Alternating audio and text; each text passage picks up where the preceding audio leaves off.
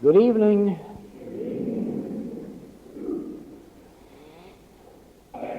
I would like to take you back about 2,500 years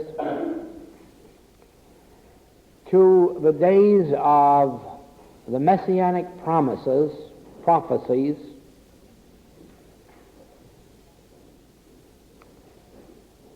and in the literature of that day,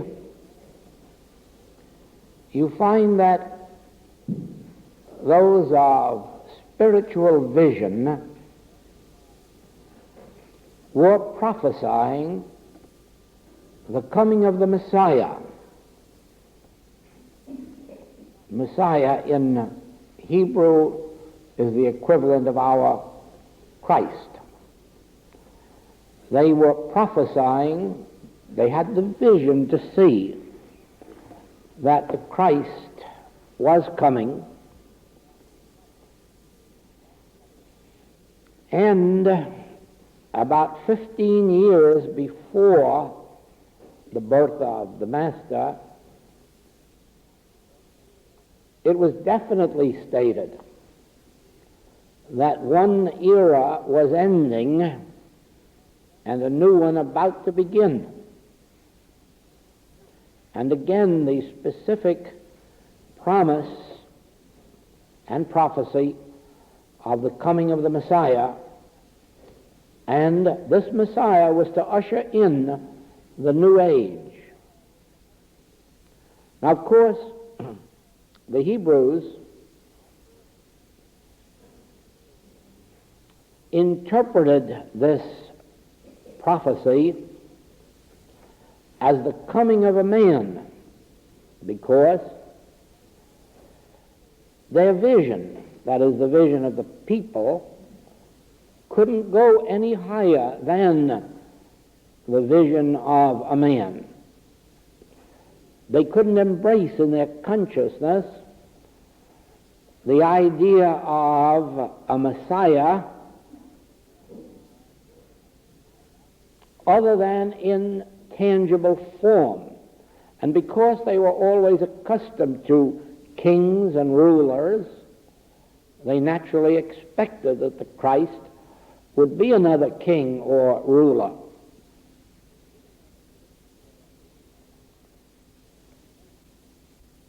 This mistake, of course, cost them their entire demonstration even unto the present day. And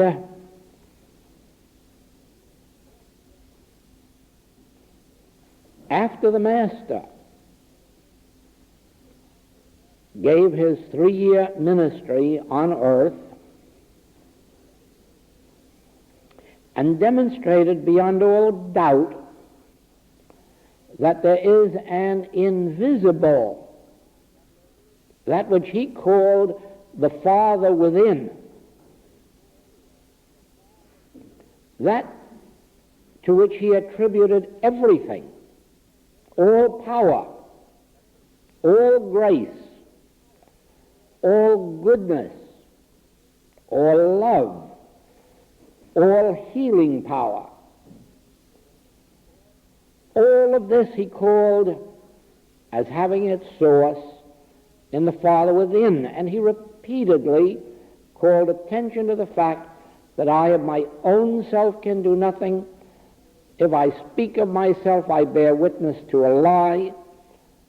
It is the Father within me, and naturally, the Father within me couldn't be a man.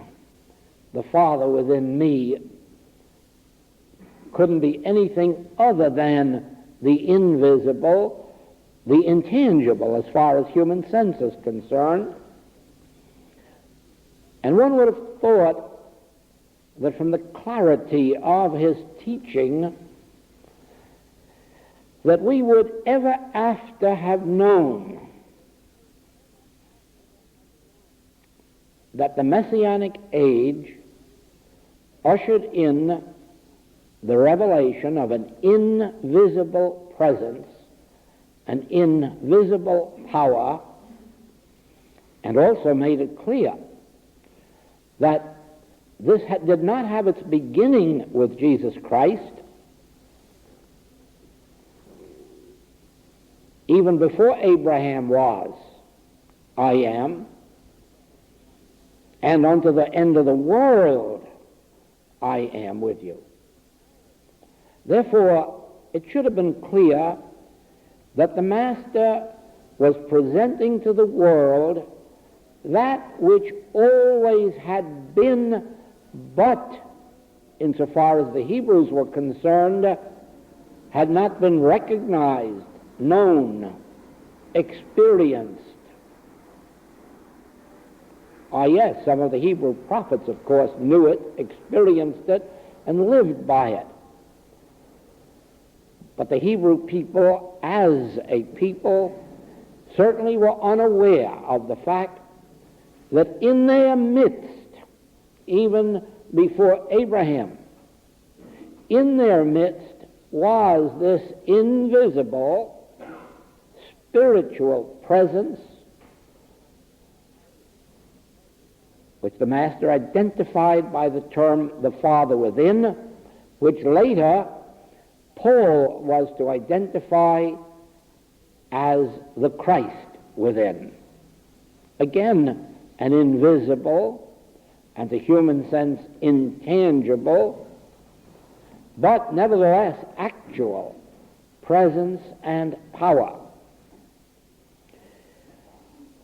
Later, when the church was organized, it reverted to the Hebrew teaching of a human Messiah,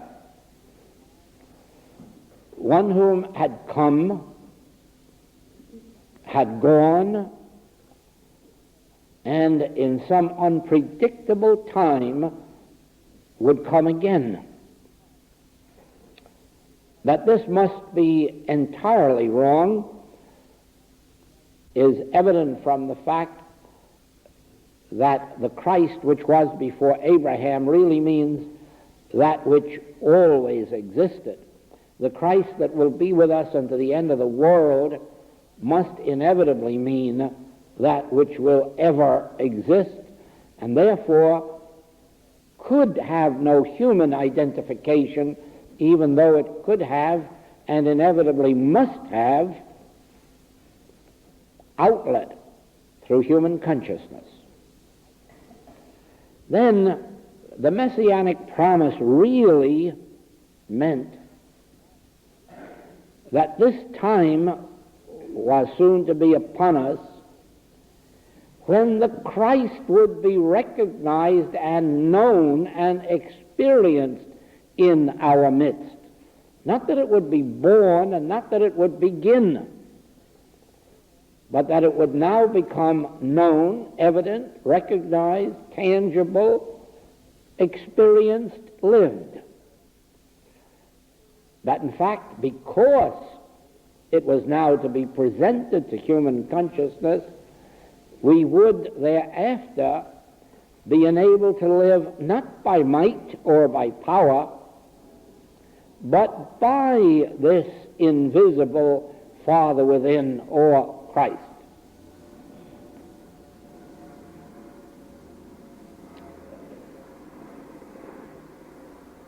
In this present day, it is not out of place to make another prophecy, and that is that we are at the end of an era. We are at the end of the materialistic age. We are at the end of relying on temporal weapons. We are at the end of the age, or approaching the end, of a reliance on temporal remedies. We are at the end of an age where we believe that the possession of monies or the possession of properties makes us wealthy or satisfies our needs, or is a permanent dispensation of good. We know now the temporary nature of temporal wealth, just as we know the temporary nature of temporal health.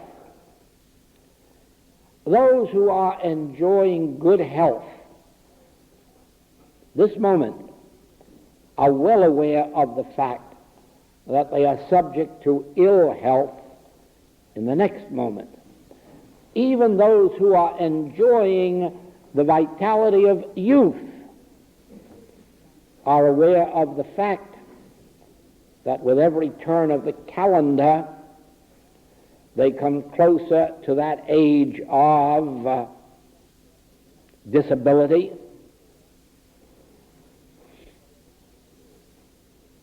Therefore,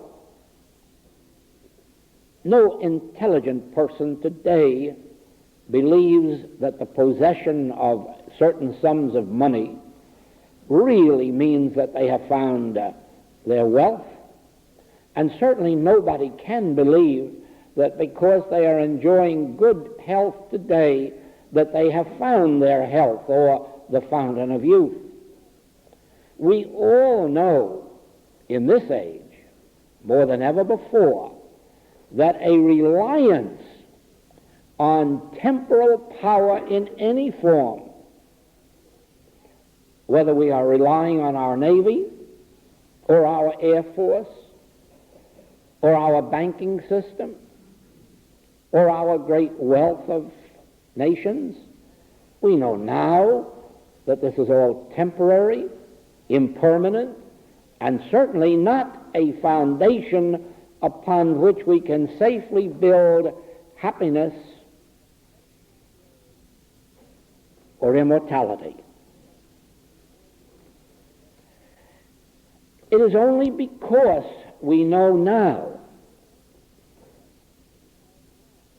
that physical health is not a permanent dispensation, because we know that youth and its vitality is not a permanent dispensation, and because we know that all the wealth of the nations isn't a permanent dispensation, only because we have discovered that our great navies could not protect us or secure us, only because of this we are so close to the age when reliance on these will have passed from our consciousness, and the Messianic age will be reintroduced. The world may call this the second coming of the Christ, but the truth is that Christ has never left. It will merely be the second recognition on the part of the masses of a Christ, of a Father within, that always has been available throughout all of the ages, and which now is becoming evident and tangible in our experience. It is safe to prophesy that we are rapidly reaching the end of the age of materialism, that we are very rapidly entering the age of an understanding and demonstration of life through God, through Spirit, through the Father within, through the Christ. This, of course, calls for a change of base, because heretofore we have lived through a dependence not only on temporal weapons, but on man whose breath is in his nostril. And every time some man or woman in whom we have placed great trust, great confidence, great faith, whether in our personal lives or our national lives, when these have failed us, we have walked around with broken hearts, as if some unexpected tragedy had taken place Whereas, had we studied Scripture, we would have known that this is all that was to have been expected when we placed our trust and hope and faith in man whose breath is in his nostril, whether it is a member of our family or the head of our government. Only when we begin to cease from man whose breath is in his nostril and become aware of this truth,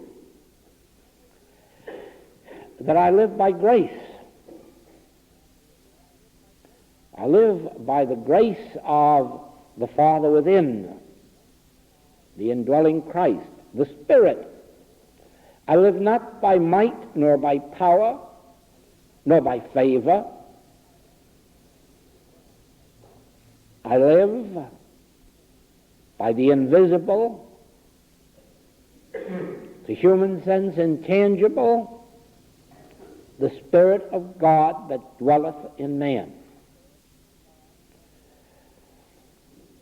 Each one of us has had the experience, each one, not only in this room, but all those who will ever hear my voice, have had the experience of making some measure of transition from faith in man to faith in spirit, from faith in medicine to faith in spirit. Each one of us, in some measure, some degree, has experienced that there is something which we cannot describe, which we cannot analyze, which we cannot know with the mind, but which, through our spiritual discernment, goes before us to make the crooked places straight, or proves to be the healing agency or the reforming agency or the feeding agency in our lives. The Master has given us pattern, of course, to follow in his teaching on prayer, where he makes it so very clear that we are not to pray for things, what we shall eat or what we shall drink or wherewithal we shall be clothed, that our function is to seek only the kingdom of the Father within us, the realm of that invisible Spirit, and then find that all of these things that heretofore we prayed for are added to us. He explains it in this way, that your heavenly Father, the same Father that dwelleth in you, knoweth that you have need of these things, and it is his good pleasure to give you the kingdom. We can bring that into more modern language. After we have discovered that the Father within you is consciousness, the infinite, omnipotent, omnipresent consciousness, that which we call divine, is, as a matter of fact, your and my individual consciousness, and that it is not divided up among us, for spirit is indivisible, consciousness is indivisible and indestructible, but that each and every one of us has the allness, fullness, and completeness of infinite divine consciousness. Of course, if you try to measure that, mathematically it is impossible. Materially, it is not possible for each one to have all. It is only when you come into the realm of the Messianic age and begin to speak of spirit, love, that you can begin to understand that each one of us can have all. I have used this example, and I call it to your attention again, that if we are honest, we are 100% honest, and that means we have all of honesty. If we had 99% honesty, we would be dishonest. Think that over until you see that it is true. Each one of us, if we are moral, has 100% morality, because if we had 99% morality, we would be immoral. Think that over. And you will soon see that you either have all integrity or none. You have all love or none. You know, if you had 99% life, you'd be dead.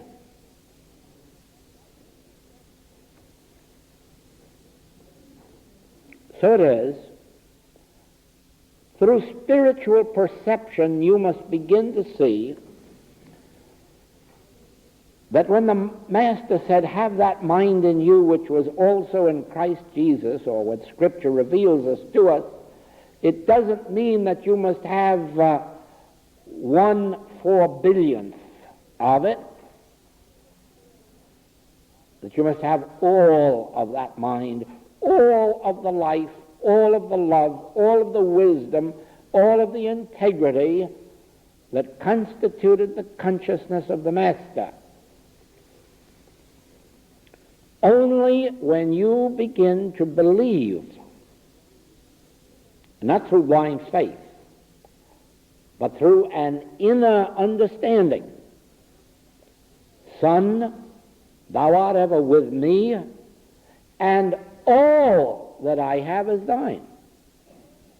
Only when you begin to perceive that all that the Father hath is yours, can you begin to come into the Messianic age, the age when you live not by amounts, not by degrees, but by the allness of the Spirit of God, by the allness of the Christ that dwelleth in you. And then there is no limitation, none whatsoever. You can have 100% happiness, you can have 100% of inner peace, you can have 100% of joy, you can have 100% of abundance. It doesn't take all the money in the kingdom to give you 100% abundance. It only takes all of the money that it takes to give you the things that you need and 12 baskets full left over. And so none of us has to really corral all of the pound sterling or dollar bills. To have infinite abundance means to have the fullness of our needs met abundantly and with 12 baskets full left over. And so you can see the real meaning of all that I have is thine. Now, again, it is necessary that you perceive that the nature of God is consciousness in order that you may see the meaning of the Master's statement is all that is embodied in the infinite divine consciousness is yours. And then you will not begin to interpret that in terms of square feet or acres, but you will understand it in its spiritual meaning, all of the wisdom, all of the guidance, all of the direction, all of the joy, all of the peace, all of the harmony. All of God's grace is mine. Your thought never goes into the realm of material form. You are thinking of God as consciousness, and you are thinking of your possessions in terms of what consciousness can express. then when you open your eyes, you find that all the things have been added unto you.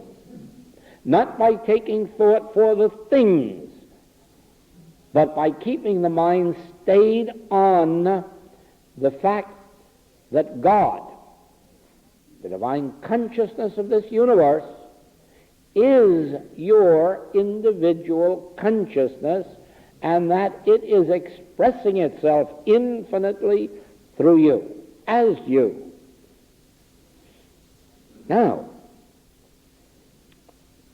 the Messianic age really means our reliance on this truth rather than our reliance on externalized form. The material age is when we are depending on the externalized form, when we believe that something out here in this universe is going to be our salvation. So many dollars or pounds, or so many ships in the Navy, or so many airplanes in the sky, or so many bombs in the background. The spiritual age, the Messianic age, begins when you have perceived that none of these things ever has ensured mankind's peace, health, or prosperity, and you begin to turn your thought to the kingdom of God that is within you. Then, for you, the Messianic age draws nigh. It always comes to an individual first, even as it came to the Master, and then it spreads to the dozen, the disciples, and the apostles, and the 70, and the 200, and eventually somebody carries it out into foreign territory. So it is that today there are so many ambassadors of the Christ in this world, so many in different forms of religious teachings, all bringing to light the same truth. This absolute reliance on the infinite invisible that we know from events in the world, that the world itself is now reaching out for that revelation. And when it does, be assured it is nigh. Therefore, it will be realized, it will be discovered, it will be lived. It always has been nearer to us than breathing, only you can't see it with your physical eye, and we have only been using our physical eye just as we have only been indulging in physical worship. It is only when you stop your physical worship and begin to worship with your inner soul capacity, or as the Master phrased it, when you begin to worship in spirit and in truth, instead of in matter, in places, in holy mountains or holy temples. Only when you begin to worship in spirit and in truth, when you close your eyes to the outer ceremonies and rituals and begin to understand the kingdom of God is within me, that there is a Father within me saying to me, Son, thou art ever with me. All that I have is thine. Or, before Abraham was, I am with you. I will be with you unto the end of the world. I will never leave thee nor forsake thee. Then we are beginning to understand why the Master spoke of the Father within, or Paul spoke of the indwelling Christ, and lived through it. Live not by temporal means, not by the sword, but by this inner grace, the grace of the indwelling Spirit. Now, It brings to our thought terms like spiritual power. And at first, because we are still to some extent in our materialistic age, when we hear spiritual power, we think of it as something we can use. I don't have to use material power. I can now use spiritual power. No. No, that is seeing through those same blind eyes. No one can use spiritual power. Spiritual power is that which, when we refrain from using power, uses us. It moves in us and through us invisibly to perform its will, not yours or mine. You see, when we think in terms of using spiritual power, what do we want to use it for? My will, my good, my way. And even if you want to enlarge on it and say, oh, I'm willing to use it for my family or my friends or my nations, there's still my, and there's still limitation. If someone were to say, yes, but let's use it for my enemies, I can assure you that we would stop short and think a little bit before that one, and that itself would show us how wrong it would be to think of using spiritual power, if at all it could be done. Of course it can't. Those who in any wise believe that they use spiritual power are self-deceived. When the Master says, I of my own self can do nothing, he doesn't mean I can do nothing except use spiritual power. He means nothing. When he says, the Father within me doeth the works, he really means that he lets the Father do the works, and not the works that he tells the Father to do. Oh, no, thy will be done, not mine. The Master did not call himself a master. He called himself a servant. Had he called himself a master, we might think that he was God's boss and that he was directing God what to do and where and when. And some people have this idea, not only of the Christ, but even of the man Jesus. It cannot be. God is omniscience. And that doesn't leave any room for us to know more than God. But if we make of ourselves instruments, then we may know as much as God, because it really is God knowing his wisdom through us. And therefore, we may have all the wisdom that God has, not as a personal possession, but because we are instruments through which the allness of infinite wisdom can flow. They crucified the Master because he made himself equal with God.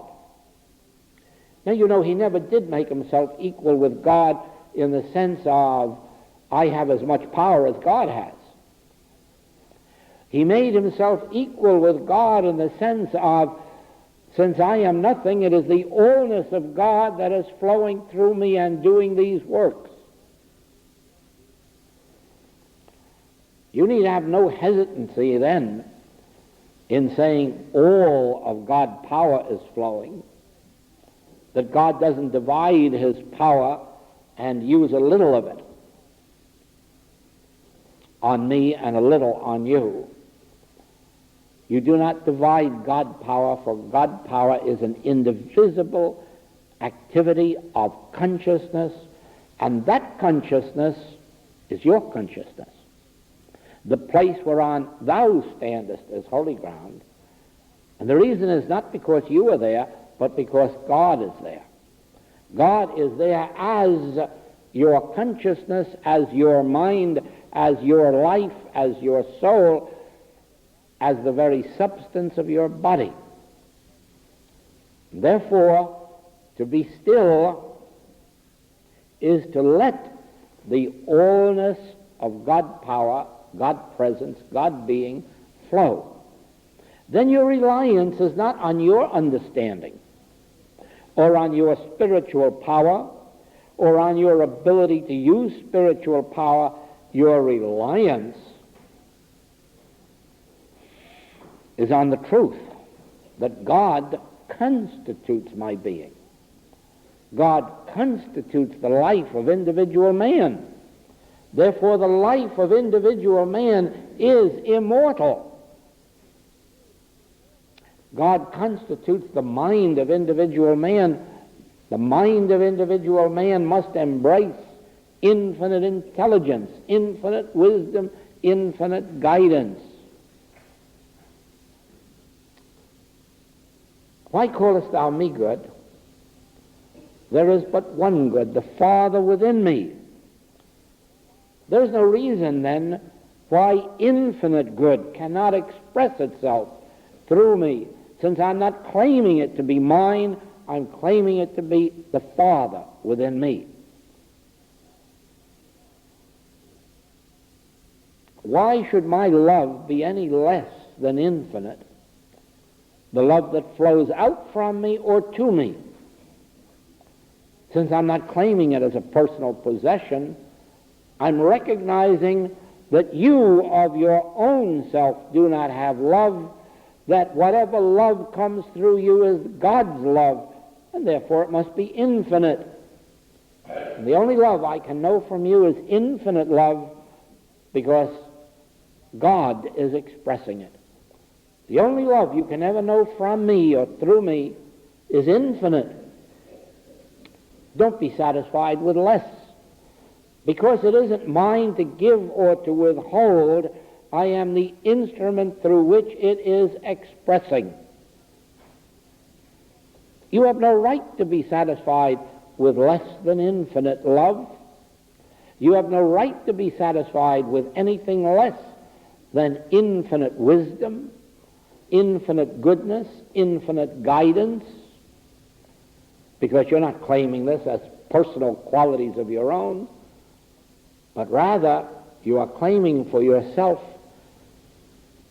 an instrumentality, a transparency through which the invisible Father within you, the invisible indwelling Christ, is manifesting.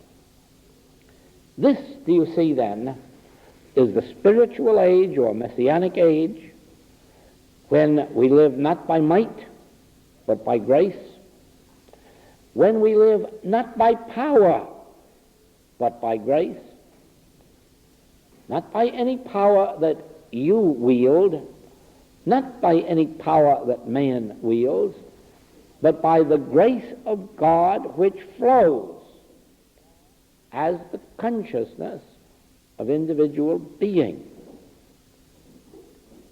It is for this reason, then,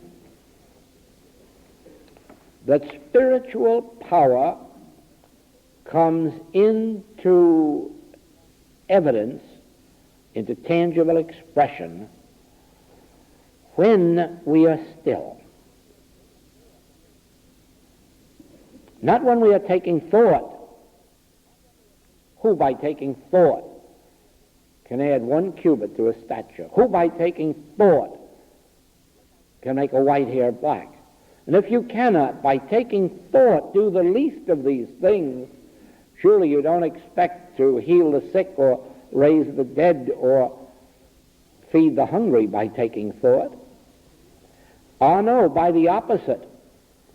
Be still and know that I am God. I, the Father within. Be still in quietness and in confidence spiritual power will manifest through you.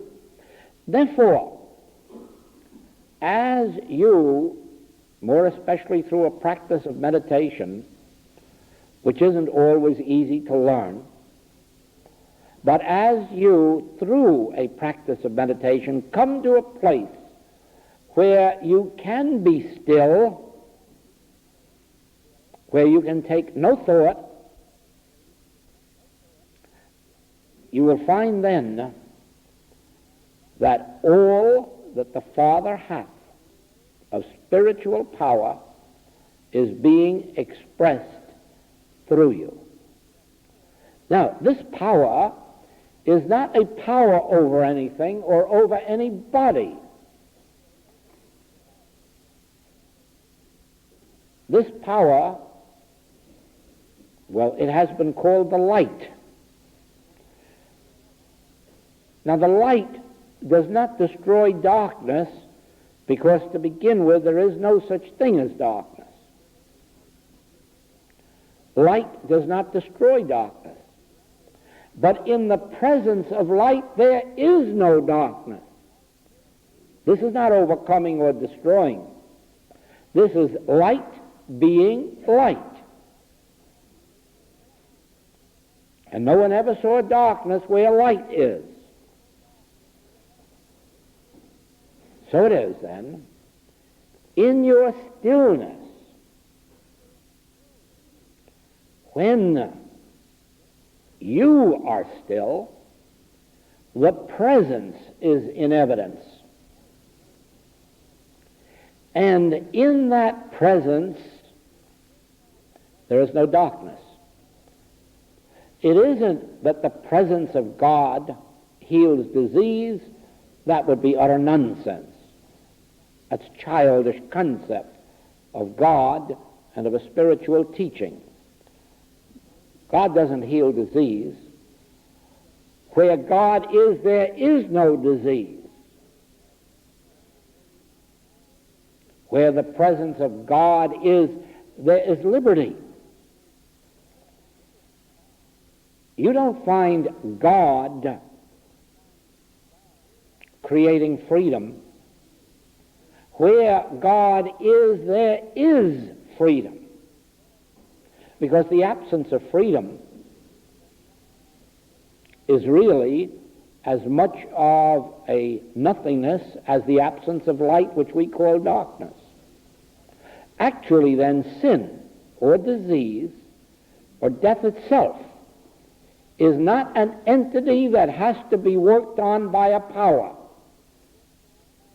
Sin, disease, death, lack are not entities that have to be acted upon by a power.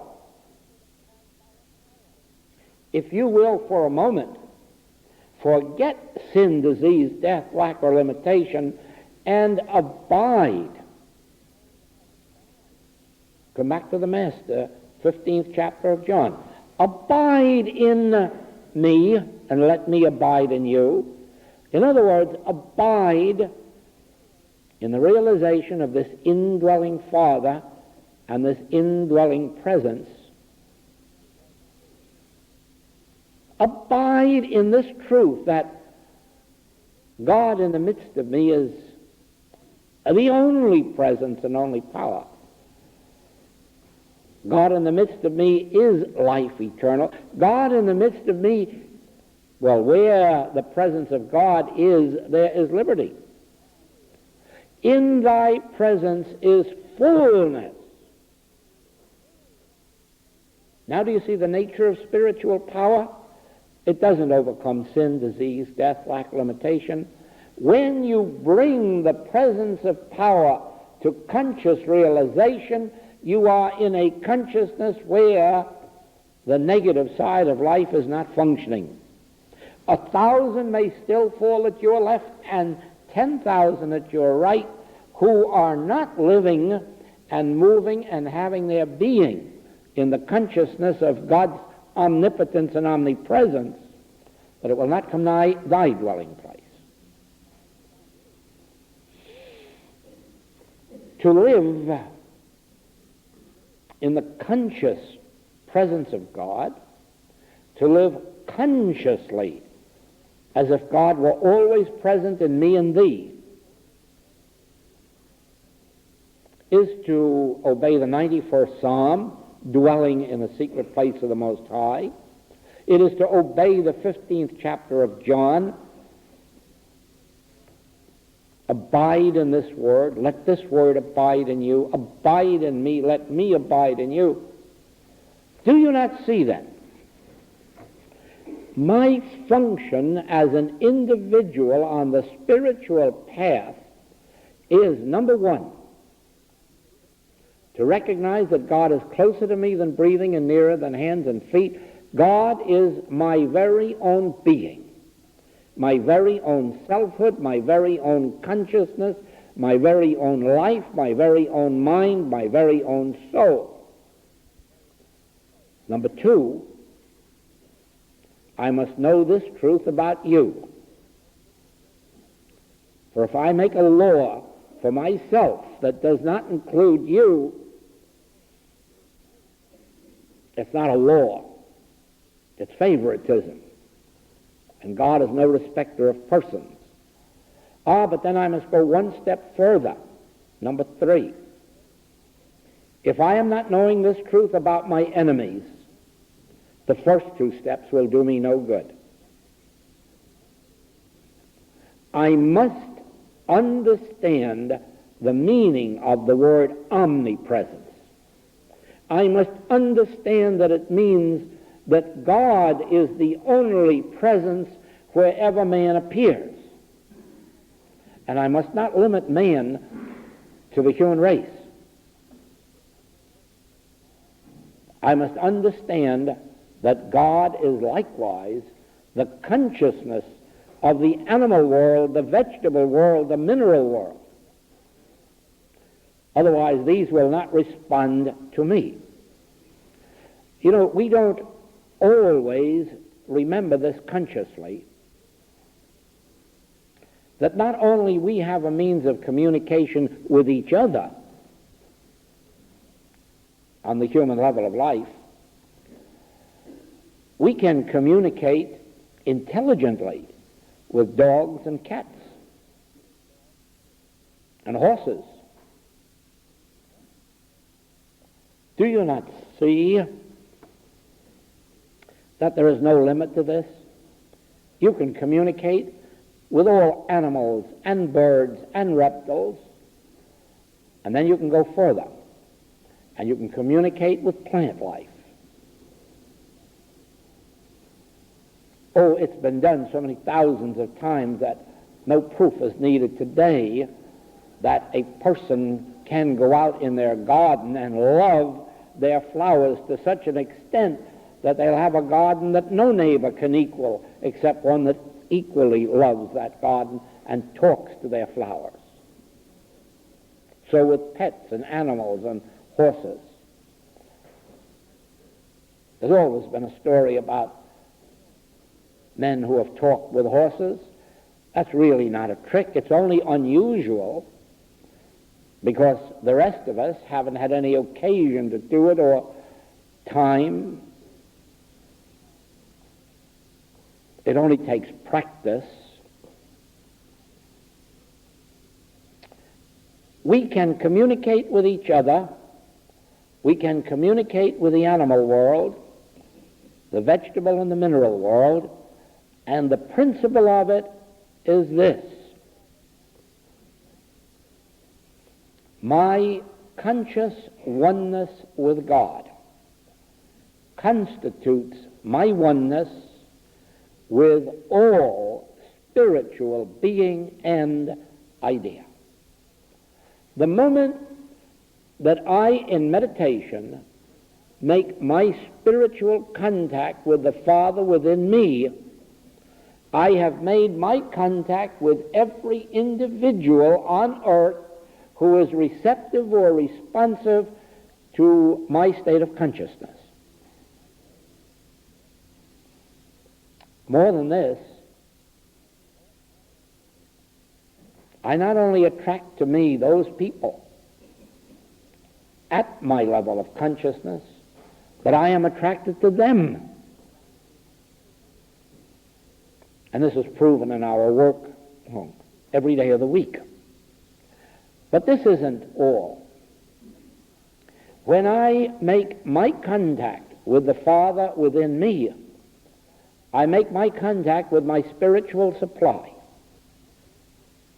And this becomes manifest in dollars or pounds or marks or francs, as the occasion may require.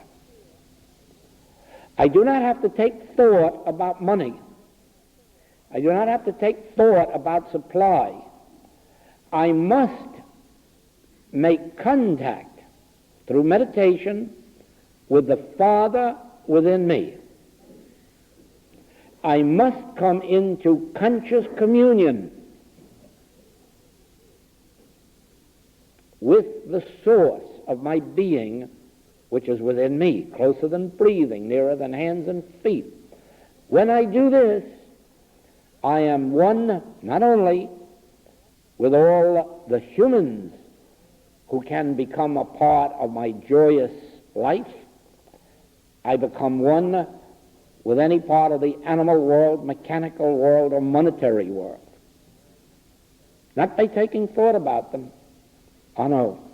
By not taking thought about them, by keeping the mind stayed on that divine presence within me, by keeping the mind stayed on my conscious union with God. In other words, praying without ceasing. What is prayer but an inner communion with the Spirit that is within me?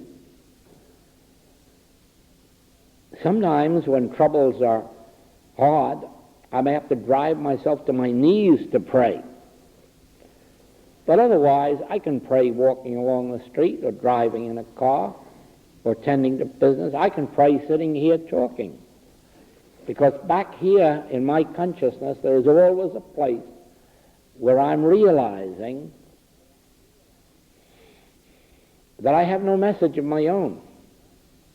If the Father doesn't speak through me, there will be no message.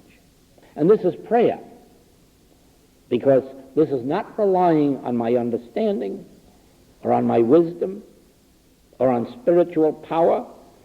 This is a complete reliance on the infinite invisible, and I must be relying on that every moment that I'm talking.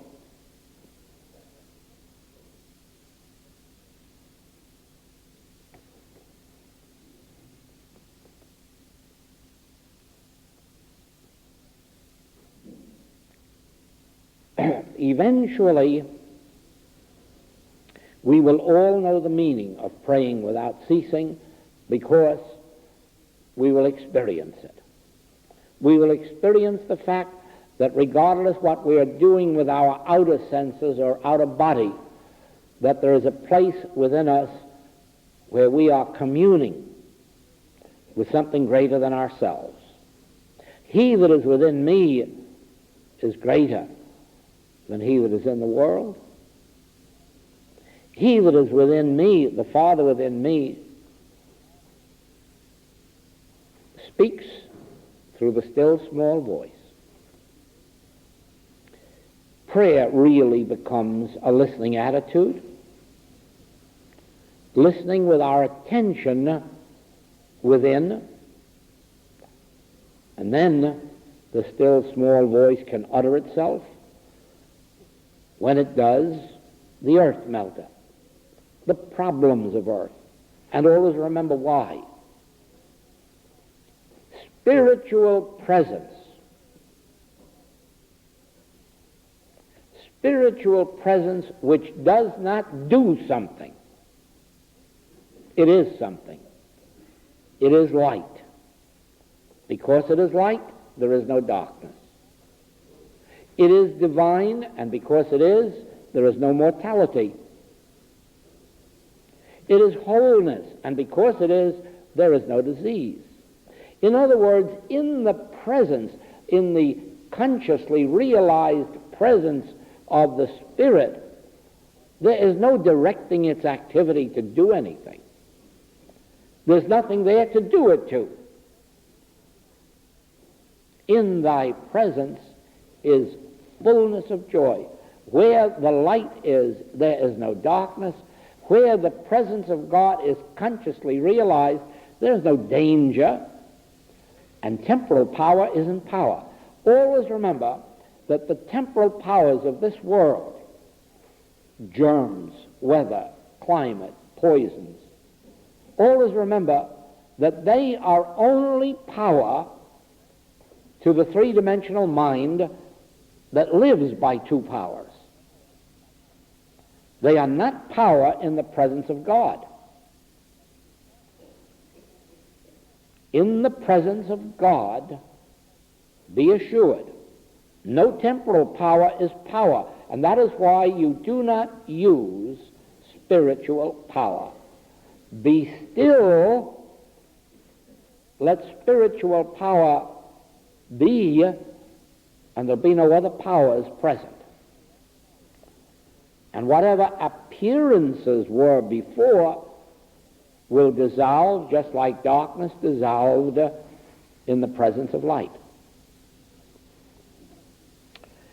I'm trying to bring to your attention tonight that the nature of spiritual power isn't power in the accepted sense of that word. It isn't the power that you use, and it isn't a power that does something. It is a power that is something. It is light. It is immortality. It is omnipotence. It is omnipresence. It is omniscience. And because it is, you don't have to do anything to it or with it or for it.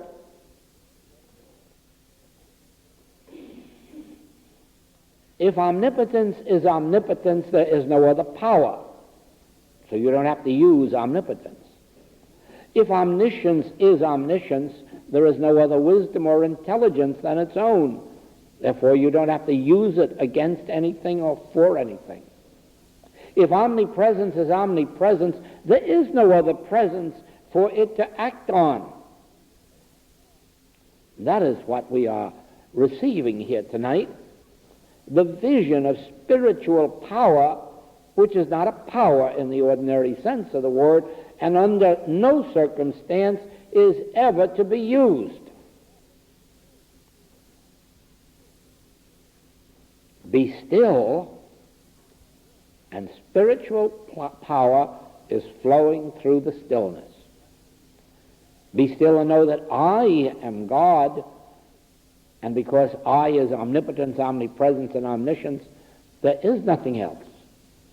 Be still. Be still. Ye need not fight. The battle is not yours. Be still. See the salvation of the Lord. And that doesn't mean that the Lord will go out and fight for you. It means where the Spirit of the Lord is, there is nothing else. This is our message tonight. The nature of spiritual power and learning to refrain from using it. Thank you.